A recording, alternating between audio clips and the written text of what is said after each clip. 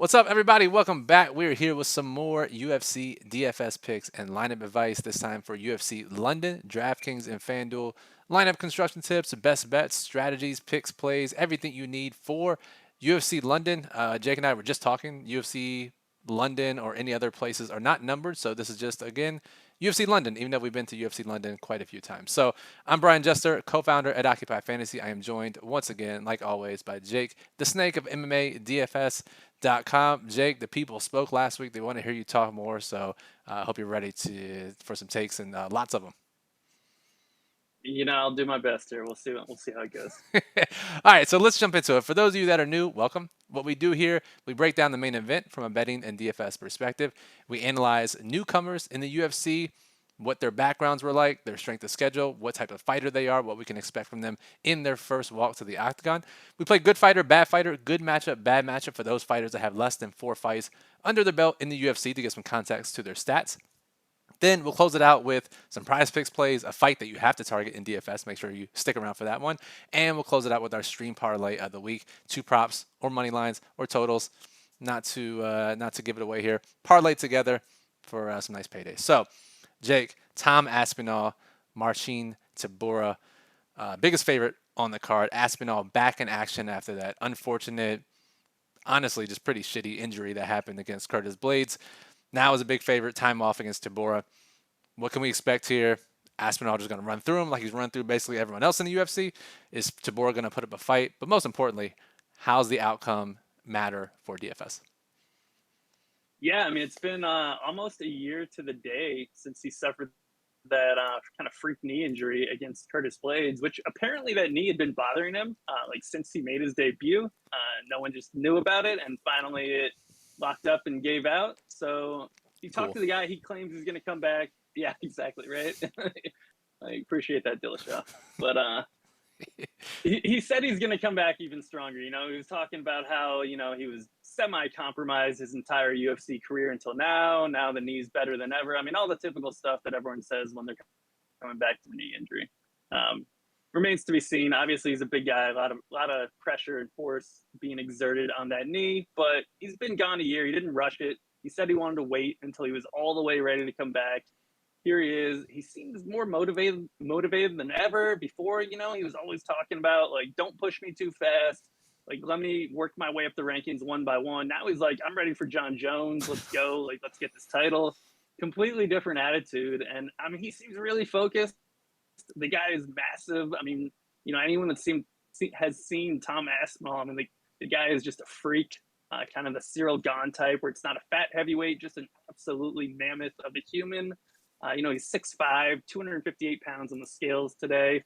Bigger than Tybura. He's got a 2-inch height advantage than Tybura, and he weighed in 12 pounds heavier, which is kind of interesting considering Tybura is the wrestler here who, he kind of needs to out physical Aspinall or potentially out cardio him. I say that because Aspinall has never been past the second round in his career. Cardio still remains a mystery, but the guy looks like he's in great shape. So it's not like we know he has bad cardio. We just don't know he has good cardio. But basically finishes everybody. 9 of his 12 career wins have come in 95 seconds or less. All 12 have ended in under 7 minutes. Huge power, BJJ black belt. He's really, really good. And he's shown that in DFS. I mean, the guy puts up one massive score after the next up until the injury in that Blades fight. The one interesting dynamic is he's so expensive. He's $9,700 on DraftKings here. So there are ways he could get priced out of the winning lineup if we get other high scoring fighters. Someone gets a quick win bonus. Haven't seen one of those in a while. You never know. He could get outscored and priced out. On the other side, Tybura, super cheap, super long shot. I mean, Tybura, he's won, 7 of his last 8 fights, which is impressive in the heavyweight division, especially when you're ranked. He's BJJ black belt, but he kind of relies on, taking advantage of favorable matchups. He's, looking to wrestle, looking for ground and pound. That's going to be really hard against a guy like Aspinall that's a black belt and they can grapple too. We get these heavyweight grapplers, and when they get the right matchups, even if they're not the best, you get guys like Romanov, they can absolutely dominate people that can't grapple and wrestle at heavyweight, which is a lot of people. But when they get other people that can grapple, that's where you see these guys really struggle. And I think that's why you see the line so big on Aspinall's side is he's not just a knockout guy. He can grapple. And if Tybura can't grapple here, I mean, he's absolutely dead in the water, which is why the fight ends in round one is like negative 140. You know, that's why Aspinall is such a massive negative 500 favorite with a negative 360 inside the distance line. I think he's got, a negative 110 round one finishing line. I mean, everyone's expecting a Tom Aspinall round one KO, including Tom Aspinall. He said he wants to put on a highlight knockout reel, opposed to going for like a submission that maybe wouldn't score as well, like what he did to Volkov. So I think he's going to be going to make a statement here. I think he's going to do it. You never know, man. It's heavyweight. Crazy things can happen. I would say the most likely way he fails would be not getting the early finish and then gassing out, because Tybura has shown that he's got a pretty solid gas tank. But I don't really think it happens, man. Tybura has been pretty prone to getting knocked out. He's got 4 KO losses on his record.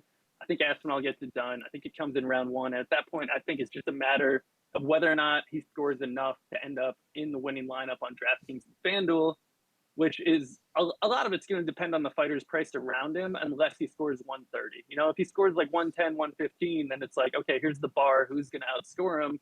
And if we get 2 guys that outscore him, he's going to get priced out. And if we don't, he won't.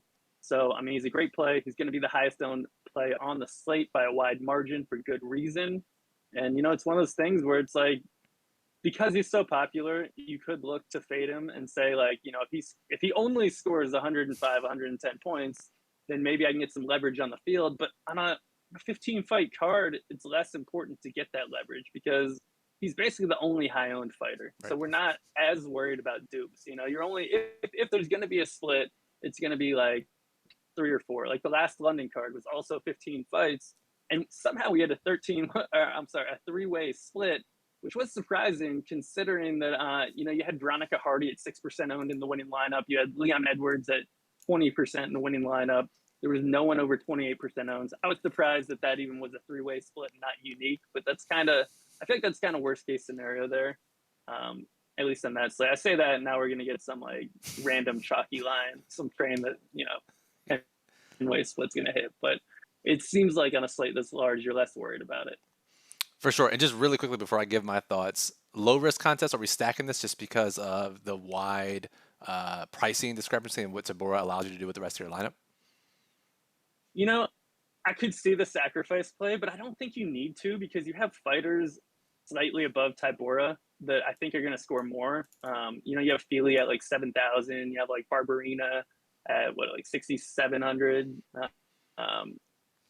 I don't think you really need to play Tybura. I think I would rather play one of the guys a little bit more expensive that has a much better chance of making it out of the first round and at least scoring 30, 40 points in a loss opposed to 0. Yeah, yeah, exactly. That is the one difference here. Heavyweight matchup, not really inclined to stack those matchups. A couple thoughts here. So you mentioned Aspinall's cardio, just really a question mark, right? We've never seen it. That would be my one reason to play Tybura. If you're making a bunch of lineups in high-risk contests, you're playing low-risk, smaller contests, not necessarily going to play Tybura, but don't think he's a guy that you can automatically X out just because of that uncertainty. Plus the layoff, right? We don't exactly know how Aspinall is going to look. We have a good idea of how he's going to look. But then to your point about Aspinall being 9,700, we've seen this scenario seemingly every single week for the past month, it feels like. And if he doesn't get the quick win bonus, he's not going to be some high volume grappler, not a high volume striker. And very unlikely to go 5 rounds, so you're not even getting the benefit of it being a main event. So lots of reasons for the fade there. Lots of reasons he gets outscored. Really, you're just praying against the quick win bonus, which, Jake, hasn't been a great fade as of late. But you got to figure it's, I think there are more ways he fails than not. I just have a hard time outside of the quick win bonus seeing him scoring 120 plus.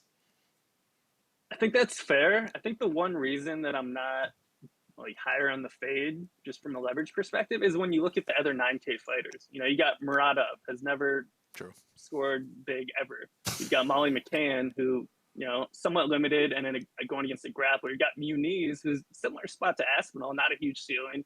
You've got Wood, who's basically a decision machine. You've got Ketlin Vieira, who, she's got like an 80-point ceiling. You got Alvarez, who's a guillotine machine. You got Pogues at 8,900. Like, none of these people are super high ceilings. That's a good point. That's a really good point. unlike some of the other slates recently where we had some great options, they just failed or got outscored. I think that's probably a good point, and it goes to show why it is slate dependent when you're thinking about fading the most expensive, even if it's by a couple $100 fighter on the card. So a good call there, and even a more salient point about the ownership on this slate that you could play Aspinall and be fine with it, even be a little bit underweight. You're going to find tons of ways to get different in your high risk contest. So many single digit and sub 20% fighters to choose from. So speaking of which, let's talk about the UFC fighters making their debut. 4 fighters making the walk to the octagon for the first time, and we'll start in fight order from the first fight of the night to the last fight of the night. Daniel Barras was on the Contender Series. Jake, he is 7,900, basically a coin flip against Jafel Filio. Talk to me about Barras' fighting style, strength of schedule, what we can expect here against Filio. Yeah, pretty seasoned guy, 34 years old, 16-5, 13 finishes. He hasn't faced the toughest competition, like, don't get me wrong. He originally went on the Contender Series in 2021 and lost a split decision to Carlos Hernandez. And I remember watching that fight a couple of years ago. I mean, like, so Hernandez is in the UFC? What about this other guy? Like, he looks pretty good. Yeah. So it took a while, but so he's had 4 fights on the Mexican regional scene since then, all first-round finishes, all against low-level opponents. Like, you definitely have to take, his finishes in context when you look at who he's fighting, bunch of journeymen, but still, like, doesn't take away from him looking impressive. It just makes it harder to know how he'll look against tougher competition. The guy's really aggressive, really well-rounded. He shot for like 16 takedown attempts on Contender Series, landed 5 of them. He stays in your face, good striking, crisp, like, does a good job of attacking the body, the head, solid jab. He's from Spain, but trains down in an Entrim gym in Mexico. So good team around him. I think he's an interesting prospect. I mean, the one thing is he's kind of old, coming in at 34 at flyweight.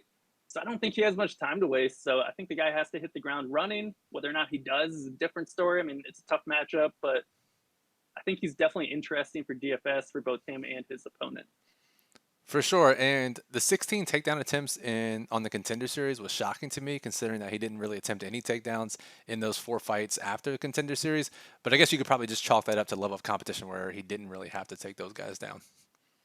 Yeah, I mean, when you're finishing everyone in like a minute or 2, then yeah, you don't really need to land a takedown. Well, see, that's why we got Jake on the show for all the great points. All right, Jake. Next, we have Shauna Bannon of Ireland making her debut against Bruna Brazil. Yeah, so a common theme of these newcomers is going to be very limited experience, and they've all fought very low-level competition. So she's coming in 29 years old, 5-0. She landed a pair of knockouts or ground and pound TKOs in her first 2 pro fights, 3 decisions since then. She's from Ireland, so obviously it makes sense to get her on the UK card. Training partner Molly McCann. We've kind of seen this theme where the headline fight, the co-main, the main fighters, they get to bring along a buddy system now. So she's Molly McCann's sleepover buddy, basically. But I think she's actually sort of decent. She's just really green. She's been kickboxing her whole life, like her family of kickboxers. She's Taekwondo black belt. You can see it in her style, real kick heavy up at side kicks. And she will look for takedowns, and she's really aggressive, which you have to love in DFS. I mean, that was why I was so big on Eileen Perez last week, is just aggression. You want these people, they're just going to go out there and they're not going to circle away from contact. They're going to go out, let their hands go crazy, leave it all out there. I think that's the style she has. She's looking for takedowns, looking for trips, and looking for a bunch of ground and pound, and she'll really let her hands go, which I think she could rack up total strikes, which I think is really interesting. But she's definitely boom or bust. She's the type of person that could come in and look great or look absolutely terrible and overwhelmed.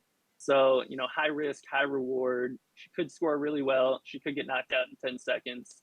We'll find out tomorrow early, second fight on the card, but I think she's definitely got interesting potential at least. Absolutely. And yeah, the aggression jumped off the tape. And anytime we see someone mix it up, both striking and getting it to the ground. And Jake, sometimes we see fighters get it to the ground and just look for position, look for submissions or little pitter patter. But no, all the fights I saw at least she was going for the TKO on the ground every single takedown. For sure. All right, moving on. We have Mick Parkin. If you want to talk about level of competition, here comes Mick Parkin. Talk to me about him, Jake, his style. This could be a very sloppy, long, quick. I don't know how this matchup's going to go, but talk to me about Mick. Yeah, so Mick's he's Tom Aspinall's training partner. He's the male version of Bannon on this card. 27 years old, 6-0, 5 knockouts. He's coming off his first submission win, which to his credit, he did at least go on Contender Series, whereas Bannon, came straight into the UFC, no Contender Series. So he is coming off that submission win on Contender Series, but he wasn't facing a guy that was good. The guy had no clue what to do in the mat. Once he was down, fight was basically over. And it's not like Parkin looked amazing before that. Like, he got kind of rocked and kind of sloppy, looking for takedowns, drags the guy on top of him, gets up, kind of drags him on top of him again, and then takes him down, gets the neck. It's a wrap. But only turned pro in 2019. Again, similar to Bannon. Both these people are pretty new. I don't know if I mentioned Bannon turned pro 15 months ago. Parkin turned pro 2019, a little bit longer. But yeah, he's the rare heavyweight English wrestler, which if you listen to Aspinall talk, there's not a lot of heavyweights in England to train with, and definitely not a lot of heavyweight wrestlers. So, you look at the level of competition he's been facing, and it's just like, who was available, basically. So again, we don't know how that's going to transition to the UFC when he's facing higher level talent, but when he can get his game going, he's going to get people down, and he's like Romanov light, just landing ground and pound. So, the guy definitely has a high ceiling. He's just still pretty green, and you don't know how he's going to handle adversity because he's really never faced any. So maybe he'll wilt under pressure, or maybe he'll fight through it, and we'll see him, just outwork Pogues here, who put on like 30 pounds since his last fight, and, just sit there and bang on him for a round and a half until he can get a TKO stoppage, which would potentially score really well in DFS.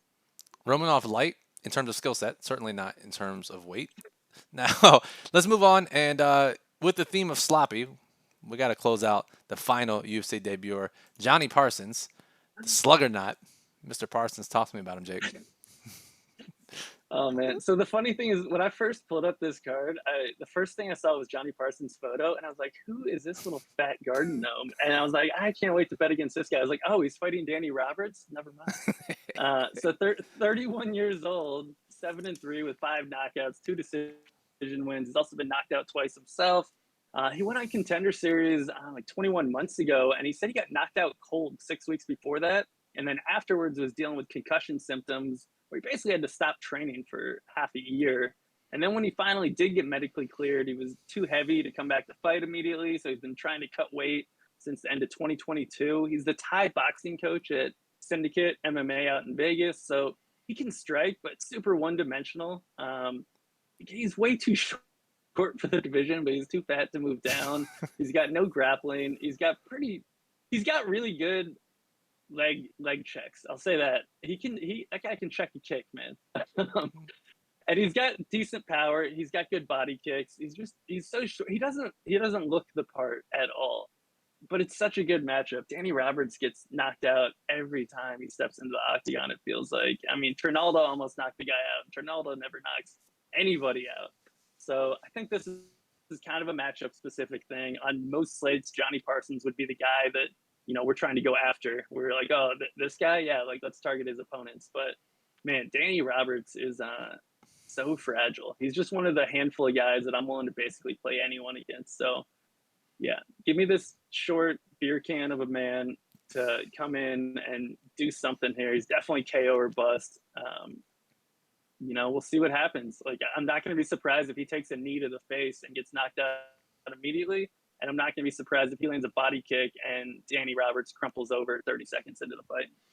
Very volatile fight. And Parsons almost lost in round 1 of the Contender Series, right? He was getting beat up pretty good and hadn't fought much competition elsewhere, just if you're looking for more reasons to play this guy named Johnny Parsons. So, all right, before we move on to the next segment, make sure you give this video a thumbs up and a like. That helps us out, obviously. We like to be transparent here. It helps us out in the algorithm here on YouTube. But also, seriously, it helps us know that you guys like the video and want to see this content every single week. So the more likes we get, the more inclined we are to continue to make these videos. And if you're not already, make sure you subscribe to the channel here on YouTube. It's free to do. You'll get notified whenever we go live, upload any video. So make sure you do that. Just press pause, give it a thumbs up, make sure you're subscribed, and then press play, and then we'll continue on with the show.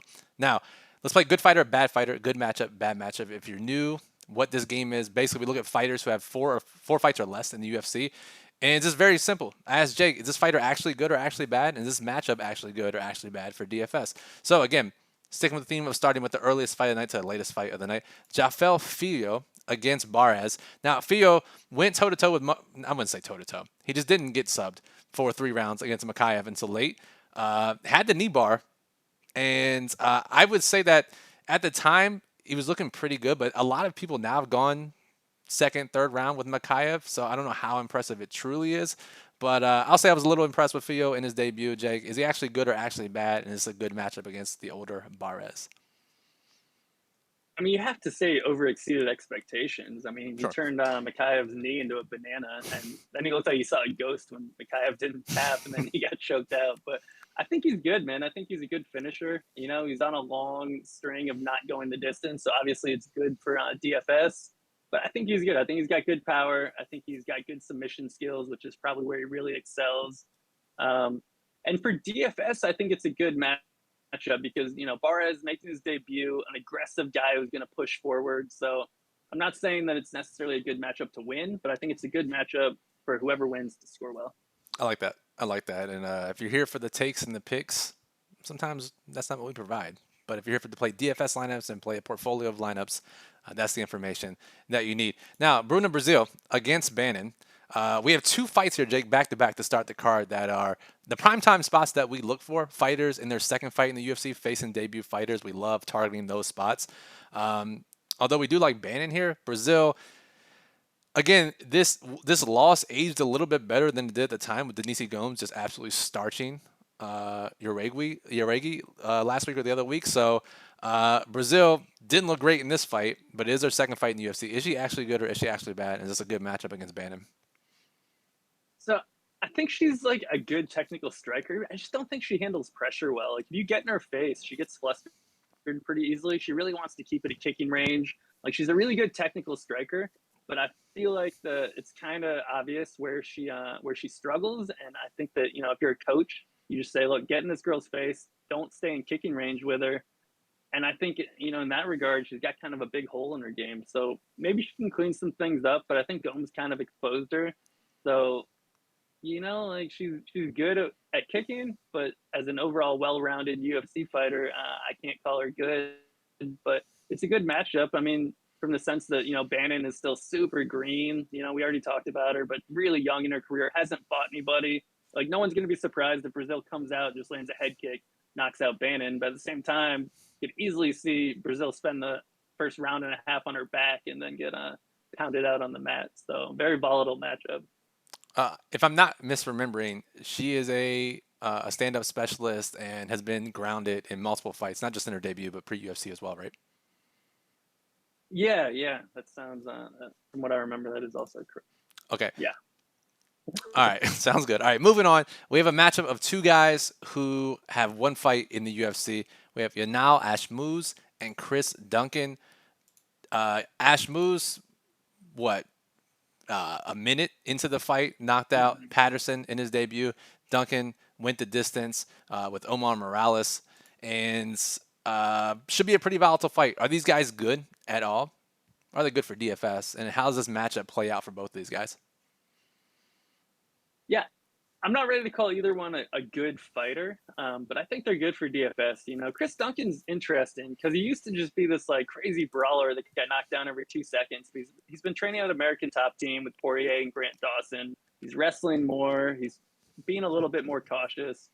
So he's kind of an evolving fighter right now where I think he's still trying to find his identity. Like, am I more of a wrestler now? Am I still going to brawl? And he had Omar Morales in his debut, who, you know, he's a decision grinder. So we couldn't really get a great feel for Chris Duncan there. So we're still seeing a new Chris Duncan every time he comes out. But historically, the guy's been pretty chinny in the sense that he gets dropped a lot, but he does a decent job of recovering. But I don't think we can call him a good fighter right now. I think he's just sort of a developing fighter who's got a good team around him. But his style of fighting seems good for DFS, and especially with his wrestling, I would say good for DraftKings. And then, you know, Ash Moose, I think it's a good matchup for Duncan because we've seen Ash Moose get taken down and get controlled on the mat in the past. But he showed his power in his debut. The guy has a very violent, you know, left hook that he caught Patterson with, dropped him, finished him with ground and pound. That was basically all that happened in the fight. So we didn't really get to see much. And, you know, Ash Moose doesn't have a ton of experience. He's been facing a lot of low-level competition too. So the book's still sort of out on him, but I mean, clear power puncher. So I think it's a high upside matchup for both guys. I'm not ready to call either one good, but I think they're both good for DFS. Yeah, I agree. And let me ask you this: you don't have to give away the secret sauce at all. But when you have a guy like Ash Moose, who his UFC debut lasts just a minute or two, are you really throwing that out and just really going with a lot of your pre-UFC predictions, projections, takes, thoughts on the fighter? Because I mean, how much can you really take out of a one-punch knockout in a minute or so? Yeah, I mean, we already knew he had knockout power, so yeah, I'm not taking a whole lot away, especially because it was against another debuting fighter. It's not like he knocked out some vet or something. Like we don't even know if Sam Patterson is any good. So I mean, that might as He's well have not. been on the regional, Sam. He's not. That's true. That's a good point as well. All right. Moving on. So we talked about Mick Parkin in this volatile matchup against Jamal Pogues, who, as you mentioned, came in really heavy on the scales today. Did not. I wouldn't say he looked like uh, drained or exhausted or anything. I don't know how he possibly could have, but just didn't look good physically. He got a win in his debut against Josh Parisian, and a little underwhelming, I would say, in his DFS score in that fight, considering the opponent, what we thought of him coming into the fight. But is he good or is he bad? And is this, I guess, is a good matchup against a guy we don't know much about? Yeah, man, Pogues is disappointing because you get these heavyweight grapplers and you're like, oh man, they got so much upside. Like you get a heavyweight on his back, you can do whatever you want, you can land all these strikes, and he takes people down, but he doesn't really land any ground strikes, so he doesn't score well because he's not the Romanov type where he's just going crazy. He's literally just laying on people and just landing takedowns. Real quick, For, five yeah, takedowns, 7 minutes of control time, and he only scored 82 DraftKings points. right. It's just mind numbing. You're like, what were you doing on the ground? Like, in fairness to the guy, he broke his hand late in the second round. So, I mean, probably going to strike less. He said he couldn't really control him as well on the mat because of that. I mean, he is a BJJ black belt. So he theoretically has some submission upside. But, man, he's just been grinding out decisions. And most of his career was at light heavyweight. And then he just put on a bunch of weight. And then he's just been going to a bunch of decisions since he moved up to heavyweight. He just keeps getting bigger. I mean, he maxed out the scales today at 266, and he used to, he was gonna fight at light heavyweight for his debut back in December, and he dropped out because he said he wasn't ready, shockingly. Yeah, And then he I moved wonder up to why. heavyweight. Yeah, like, oh, you can't make 205. So I'm gonna call him a bad fighter because he's just disappointing, man. If you can be a heavyweight grappler, it's like a cheat code, and he's just not capitalizing on it. So I think he's a bad fighter and a bad matchup, despite Parkin having such limited experience. Parkin's also a heavyweight wrestler who, at least theoretically, can negate the wrestling of Pogues. But we'll see. We'll see how it plays out. You never know. Heavyweights are volatile. Wrestler on wrestler is volatile. So extra volatile all around. Cue up the volatility. All right. And then I think that is it. No, we got one more. It is Daniel Marcos, who is undefeated. And he's up against Davey Grant here. Got a second round knockout in his debut. Is his record representative of his skill? And how is this matchup with the aging Davey Grant? Yeah, I mean, he came in and looked great in his debut. We had a lot of questions surrounding him coming off the Peru scene. He was undefeated, but he hadn't been very active. He had that Contender Series decision, but really hadn't been fighting much. It was hard to find some of the tape on him. We had a little bit, but he looked good, man. He exceeded expectations in his debut. I really like how he's always mixing in knees to the body. It's like punching combinations, knees to the bodies, leg kicks. Like does a really good job of attacking opponents at all levels.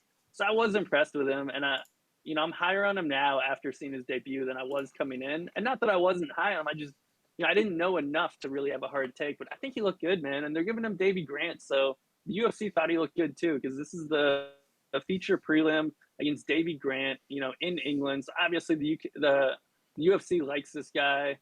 He's training down in Florida now, so he's got some good people to train with. He didn't stay in Peru, so he's making good choices.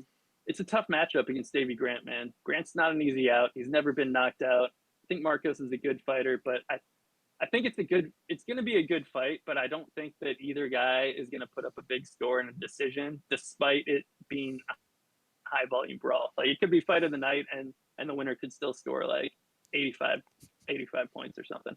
Yeah, fair enough. And depending on the rest of the fights shake out, that could be good enough. That might not be good enough.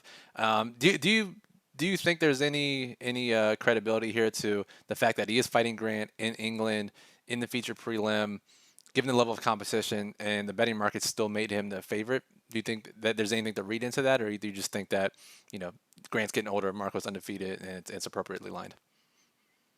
Yeah, it seems like Grant's like habitually an underdog. Like, I mean, he's just kind of like old. You know, he had those periods of inactivity from injury. But yeah, I don't know. It is interesting, but I guess I'm not really surprised based on Marcos being undefeated, looking good in his debut.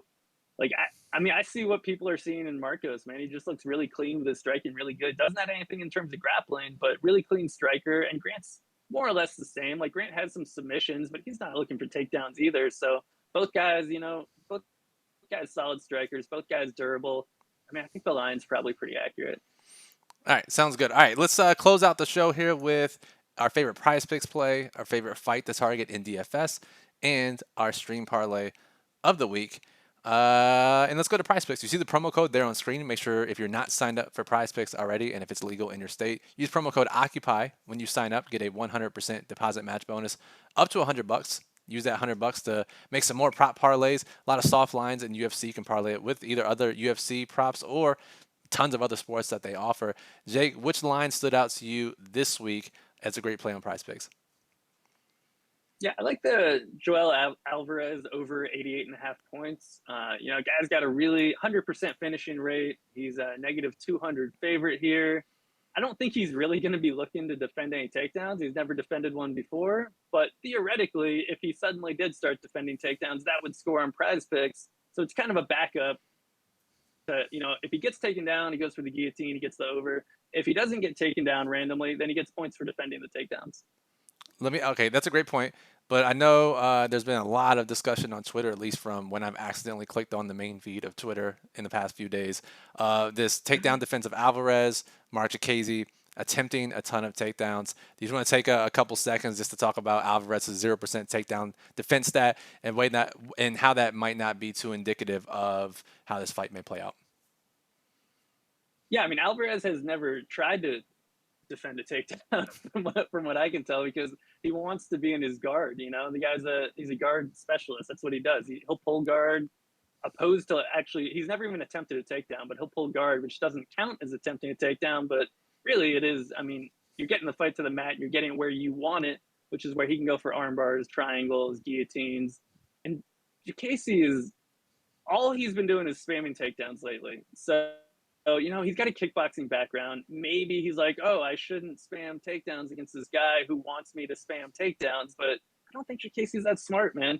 Go watch them reading the decision in his last fight against Michael Johnson and tell me Casey has any brain cells in his head. So I think that Alvarez, obviously he does not want to defend takedowns. That's why he has a 0% takedown defense, and he doesn't attempt takedowns of his own, which is why he has a 0% takedown accuracy. Which I think that kind of messes with the stats, and people don't exactly know how to read into that necessarily. But it just means he likes to pull guard. That's all it means. And this may not be, despite some of the huge takedown numbers we've seen from Jacasey, even if you're projecting Alvarez to stuff some takedowns, I wouldn't expect, if this fight lasts, Jacasey to attempt or land a bunch of takedowns, just because if he gets one down, it's unlikely Alvarez is like trying to scramble back to his feet and attempt more takedowns like a lot of other of Jacasey's opponents. I would be surprised if Jacasey got over 1.5 takedowns in this fight. Derek, social media guy, clip that, post it once Jacasey gets guillotined after one takedown. So, all right. What do we got left? We have a fight to target in DFS. There are a couple great options, 15 fights. So basically what we're saying here, don't play both sides in the same lineup. We're basically saying if you're playing a bunch of lineups or multiple lineups, that whoever wins this fight is likely to score extremely well. Jake, which one are you going to point out for this video?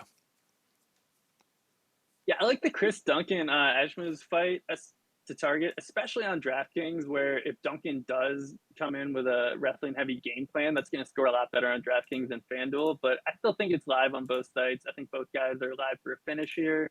Really good chance that Ashmuz gets another knockout. I mean, Duncan's live for a knockout, or he could grind out a decision on the mat. And we have seen Ashmuz is one decision win. He landed like 6 takedowns with a bunch of control time. So it's not like he can't do that either. So I think both guys have a ton of upside. reasonably priced. I think there's a really good chance that one ends up in the winner, whoever wins. Love to hear that. All right, we'll close out with our stream parlay of the week. I'll pick a side. Jake will pick a side. We'll parlay it together. And depending on the size of the payout, we will be buying Kias or Lambos. I think it's more of a Kia week, Jake. So I'm going to go with Sean Bannon money line. Oftentimes, when we see an underdog ranked higher in the model than the favorite, that's generally a good sign for their money line prospects. That happens for Bannon this week. So I'll go with Bannon money line for my side of the parlay.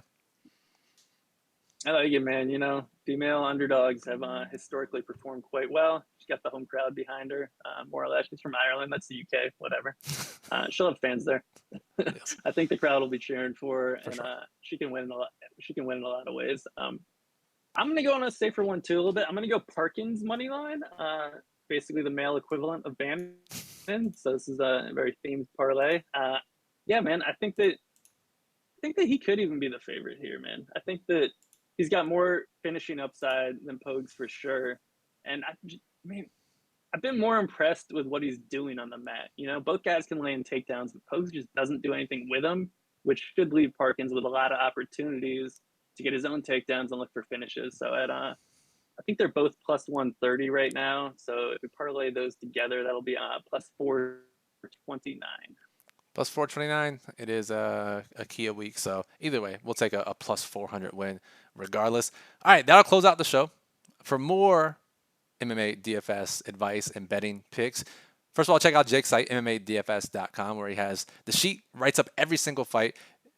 Oftentimes, this video doesn't even touch all of the fights. So if you want more information on every single fight, go read Jake's site, MMADFS.com. The sheet breaks down every fight from a betting and DFS perspective. Also has premium content, early bets, more projections later in the week, all kinds of stuff for both DraftKings, FanDuel, and betting. Has the archive where you can go back and look at historical slates.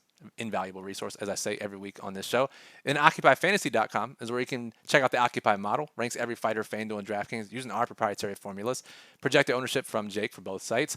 Our daily plug that Jake writes, Jake, very popular, man, gives his best plays, low risk and high risk contests for FanDuel and DraftKings, lineup construction tips for different types of contests, as well as some of his more favorite bets and prize picks plays, just everything you could possibly ask for. And our lineup builder, very key, allows you to build up to 300 lineups, FanDuel and DraftKings, using our Occupy model values and all of our custom optimal rules.